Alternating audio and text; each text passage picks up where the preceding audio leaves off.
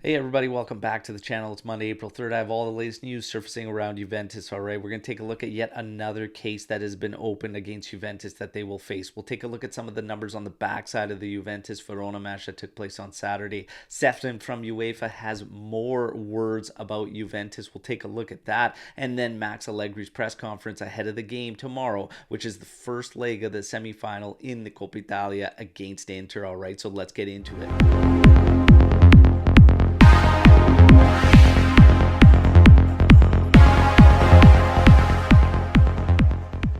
All right, everybody, if you enjoyed the content, please like the video and, of course, subscribe to the channel. Now, let's kick things off with a birthday. Happy birthday to the crazy horse, Il Cavallo Pazzo, Adrian Rabiot, all right? He celebrates his birthday today, and I said a statement after the Verona match that you could really feel the impact he made and what we were missing in that game. That was one of them. He opens up a lot of avenues on the left flank and makes it easier for those left wing backs to get involved.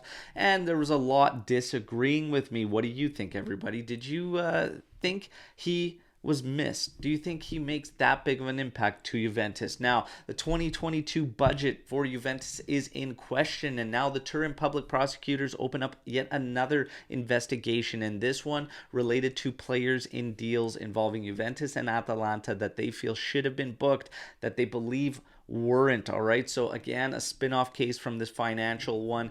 There's going to be probably a few of these spin-off cases in terms of the financial investigations that Juventus faces.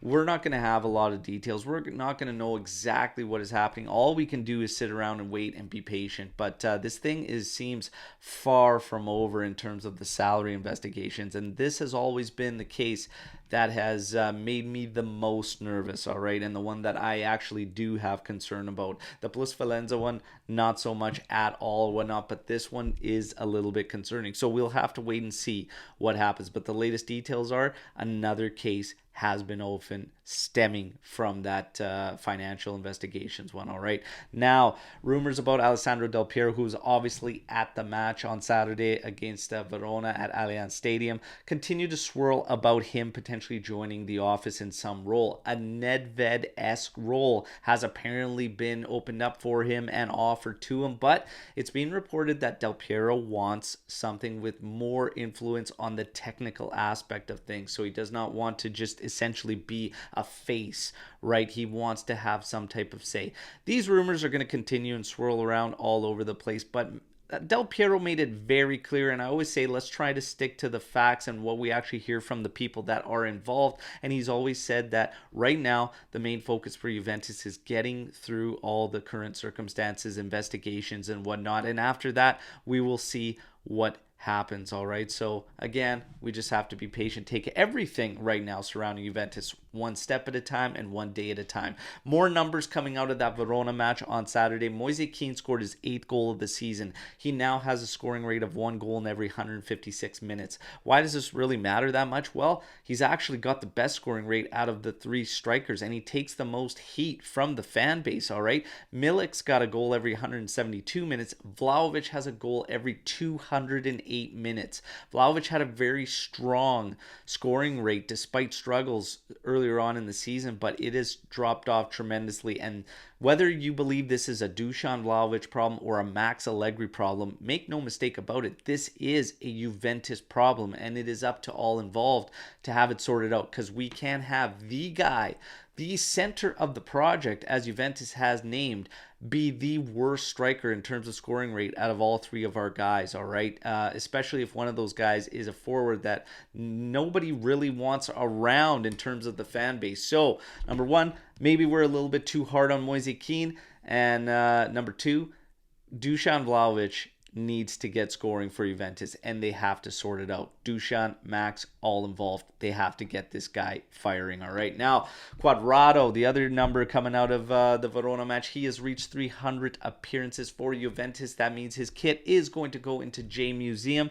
He is has he checked enough boxes for all of you to be considered a Juventus legend? All right, this always sparks up some controversy. Let me know what you think in the comments. And now UEFA president Ceferin has more words about Juventus, and here we go.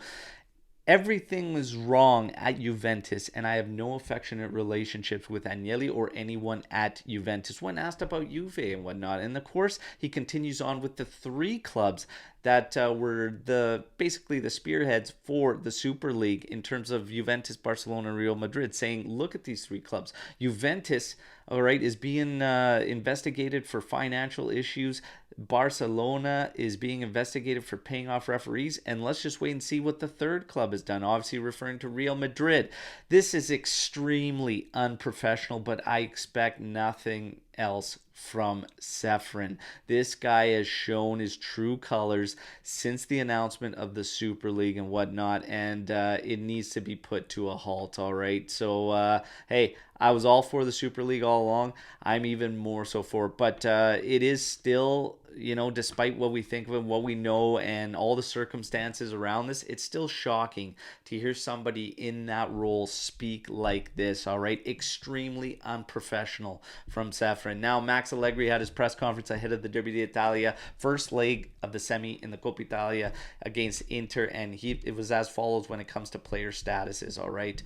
Pogba will get back to full group training on Wednesday, apparently. Chiesa, we got reports yesterday saying that potentially arthroscopic examination would have to take place in a surgical procedure just in order to see what's going on with his knee if the pain continues. Today, obviously, all eyes were on Federico Chiesa. He made it through fine. He is available from the bench for the game tomorrow, all right? So that is good news. Let's hope he can get some minutes in there, and let's hope that there's no setbacks any further. Sandro will not be ready for the game tomorrow. Neither will be Leonardo Bonucci, all right? So that's the latest from Max Allegri in terms of health statuses. Tomorrow's going to be a big one. We're going to be live tomorrow morning, all right, at 8:30 a.m. Eastern Time, getting you hyped up for that game.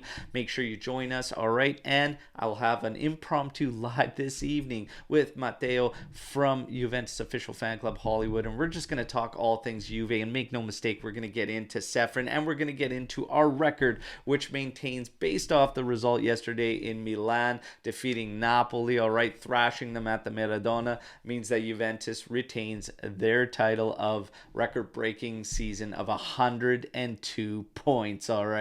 There you go. So again, we'll talk to you this evening on a live, and then again tomorrow morning getting you ready for that match. As always, fino alla fine, forza Juve, ciao tutti. Yeah.